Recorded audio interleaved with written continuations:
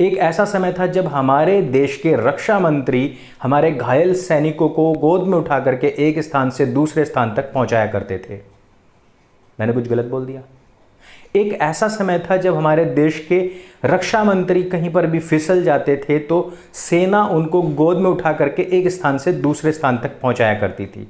लेकिन आज के हमारे रक्षा मंत्री जो पूर्व के गृह मंत्री हैं, जो निंदा रस से बाहर निकल करके आजकल चीनी रस पी रहे हैं, उन्होंने गजब ही कहर ढाया हुआ है। एक प्रधानमंत्री ऐसे हुआ करते थे जो कहते थे कि चीन ने हमारा जो क्षेत्र हथिया लिया है वहां पर उगता ही क्या था। लेकिन एक प्रधानमंत्री आज के हैं जो खुद बॉर्डर पर पहुंचते हैं, वहां पर सेना का उत्साह वर्धन करते हैं और इशारों इशारों में बहुत सारी बातें कहते हैं। इस सारे घालमेल के ऊपर बात करेंगे और बात करेंगे कि 1.5 फुटिये किस तरीके से बॉर्डर छोड़ पीछे भागे हैं।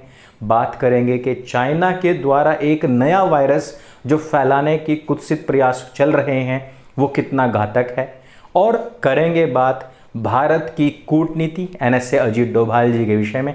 ये वीडियो बहुत महत्वपूर्ण है, इसको अंत तक अवश्य देखिए।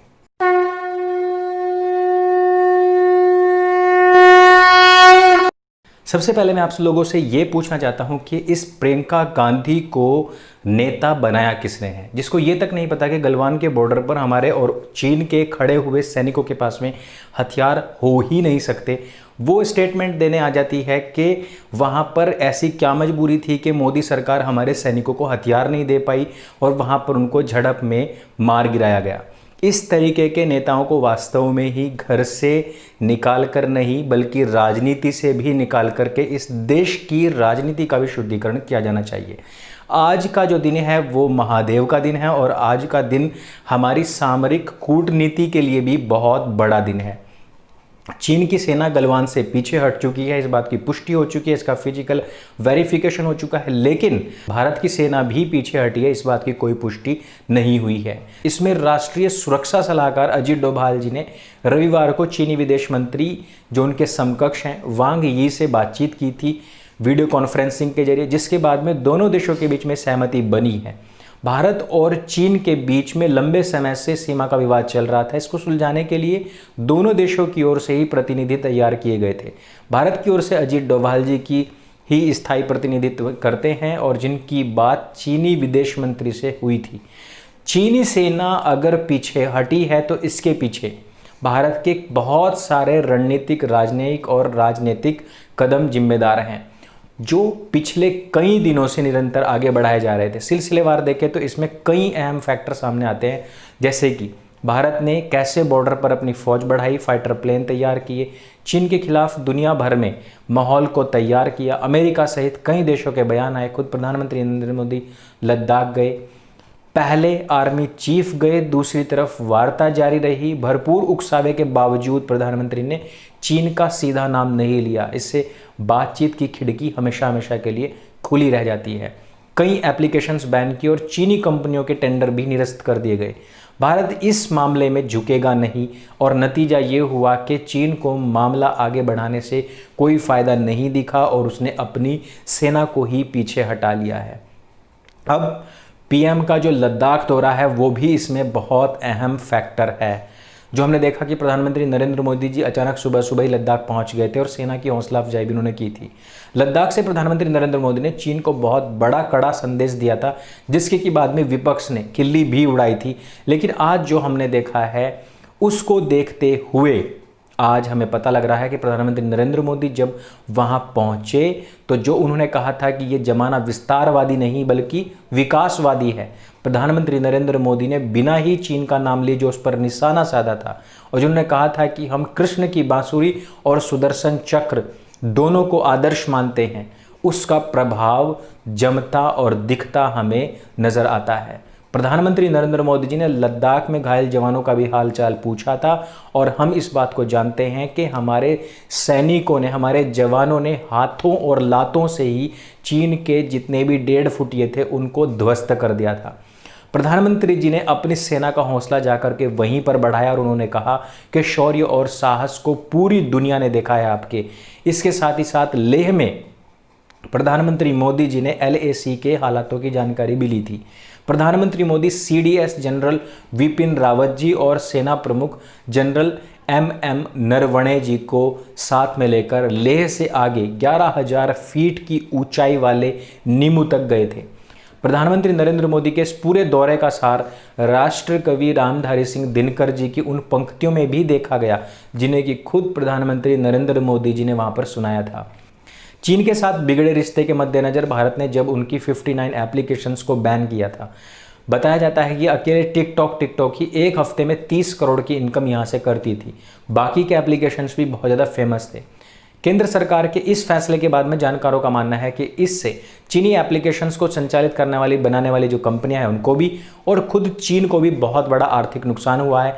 इसके साथ ही साथ बहुत सारे जो टेंडर थे उनको भी हटाया गया। एक अंदाजे के मुताबिक अकेले टिकटॉक के बैन होने से ही कंपनी को 100 करोड़ रुपए की डायरेक्ट चपत लगी है और इन फ्यूचर जो उसको कमाना था वो तो गया ही गया, क्योंकि भारत में सिर्फ मार्च से लेकर के मई 2020 के बीच में 10 में से 5 सबसे ज़्यादा डाउनलोड होने वाले मोबाइल ऐप्स केवल और केवल चाइनीज़ थे।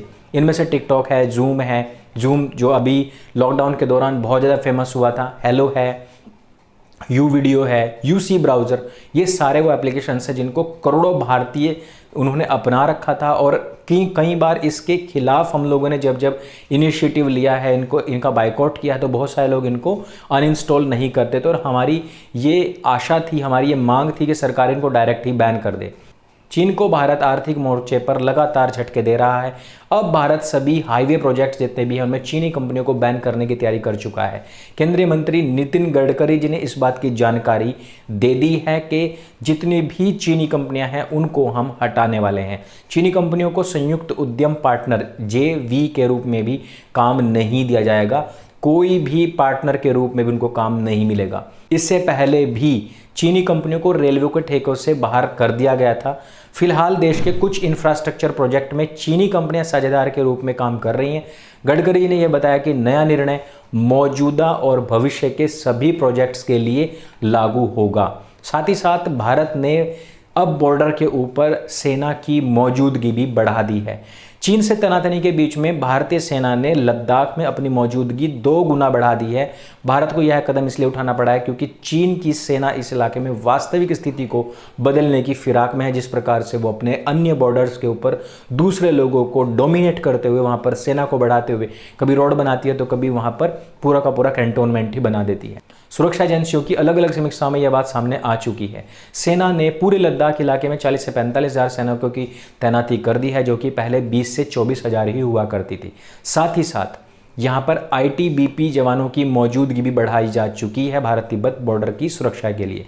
एक अधिकारी ने बताया है कि चीनी सैनिकों की संख्या भारत से कम है और यह तादाद तकरीबन 30 से 35 हज़ार के आसपास होगी। अब फाइटर जेट्स की बात करते हैं। चीन की सरहद से सटे हुए वायुसेना के फॉरवर्ड एयरबेस पर जबरदस्त हलचल है और वायुसेना के लड़ाकू विमान लगातार यहां पर गश्त लगा रहे हैं। विमानों से सैनिकों और सामान को लद्दाख के अलग अलग इलाकों में भेजा जा रहा है। बालाकोट एयर स्ट्राइक में अहम भूमिका निभाने वाले MiG-29 विमान, अपाचे और चिनूक हेलीकॉप्टर भी यहां पर तैनात किए जा चुके हैं। वायुसेना के इस फॉरवर्ड एयरबेस से चीन पर नज़र रखने के लिए multi role combat mirage 2000, Sukhoi 30 और जगुआर की भी तैनाती की जा चुकी है। ये सभी लड़ाकू विमान हथियारों से लैस होकर के इलाके की निगरानी कर रहे हैं। अब बात करते हैं अमेरिका और भारत की दोस्ती के विषय में। प्रधानमंत्री नरेंद्र मोदी जी ने अभी रविवार को अमेरिका के 244वें स्वतंत्रता दिवस पर राष्ट्रपति डोनाल्ड ट्रंप और वहां की जनता को बधाई भी दी थी। प्रधानमंत्री नरेंद्र मोदी इस बधाई संदेश में अमेरिका राष्ट्रपति डोनाल्ड ट्रंप ने रिप्लाई करते हुए कहा था कि शुक्रिया मेरे दोस्त, अमेरिका भारत से प्यार करता है। दोनों नेताओं के इस संवाद से चीन की बेचैनी भी बढ़ चुकी है। साथ ही साथ मैं आपको बता दूं कि चाहे वो इजराइल हो, अमेरिका हो या फिर फ्रांस हो या रूस हो, सभी ने ही भारत का साथ देने का पूरा जो अपना वादा है उसको दोहराया है और रूस ने अपने हथियार समय से भेजने का जो वादा था उसको भी दोहरा दिया है। ये बहुत सारे फैक्टर हैं जिनका असर भारत चीन सीमा के ऊपर तनावों को कम करने में देखा गया है। प्रधानमंत्री जी पहले भी साफ साफ कह चुके हैं कि गलवान घाटी हमारी है, इसलिए चीन को यह स्पष्ट संकेत है कि उसके पास पीछे जाने के अलावा दूसरा कोई चारा नहीं है। अब हम थोड़ी सी बात कर लेते हैं चीन के द्वारा प्रायोजित एक और ऐसे वायरस के बारे में जिसको काली मौत, ब्लैक डेथ भी कहा जाता है। इसके मामले चीन में अभी पाए गए हैं। इसको प्लेग भी कहा जाता है और हो सकता है कि कोरोना से भी घातक इसके परिणाम हमें देखने में मिले। इस वजह से हम बार बार आप लोगों से कहते हैं कि चीन के सामानों का प्रयोग बिल्कुल भी ना करें, क्योंकि हो सकता है कोई भी वायरस कहीं से भी किसी भी सामान के द्वारा आप तक पहुंचाया जा सकता है और देश को बहुत बड़ी और बुरी हानि से दो चार होना पड़ सकता है। तो इस वीडियो में सिर्फ इतना ही। यदि वीडियो आपको जानकारी से भरपूर लगी और आपको लगा हो कि हमारी सेना, हमारी सरकार बहुत अच्छा कार्य कर रही है, तो इसको जन जन तक पहुंचाने का कार्य करें। मेरे संग बोली सत्य सनातन वैदिक धर्म की जय। जय हिंद, वंदे मातरम।